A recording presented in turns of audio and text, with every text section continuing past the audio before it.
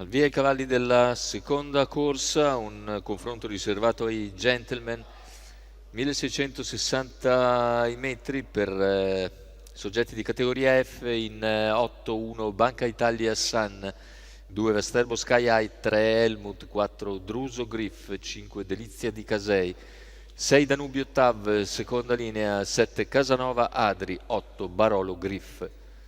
In chiusura Danubio Tav, il più appoggiato, numero 6 Michela Rossi, alternativa principale Helmut, Roberto Michelotto numero 3, macchina che accelera, veloce Druso Griff che in breve conquista la testa e va a condurre nei confronti di Delizia di Casei che rimane all'esterno per il momento e poi si accoda però in seconda posizione davanti a Banca Italia Sun, mentre al largo avanza Helmut. Helmut progredisce su Druso Griff.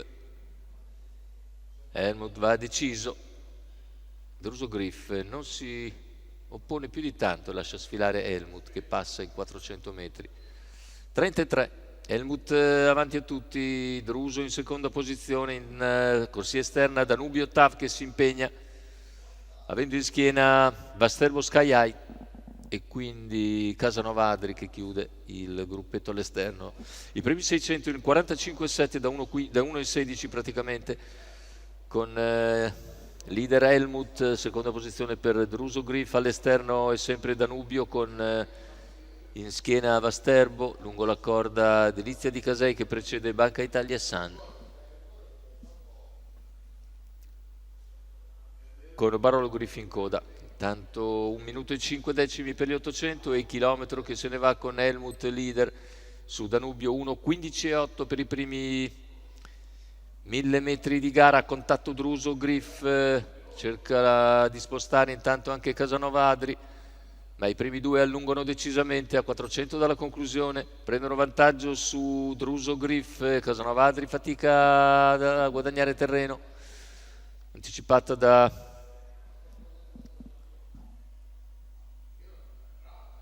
Banca Italia. Intanto completamento della piegata, ingresso in retta d'arrivo con Danubio Tav che è ancora a ridosso di Helmut che prova a sfuggire lungo la corda. Helmut in vantaggio nel finale, Helmut che controlla la situazione e viene a vincere facile su Danubio Tav. Al terzo Casanova Adri, a ragione infine di Druso Griff, 1,14,9 il ragguaglio conclusivo, con 32 a chiudere la vittoria per Helmut che replica così il recente successo di Padova, confermando una ritrovata affidabilità.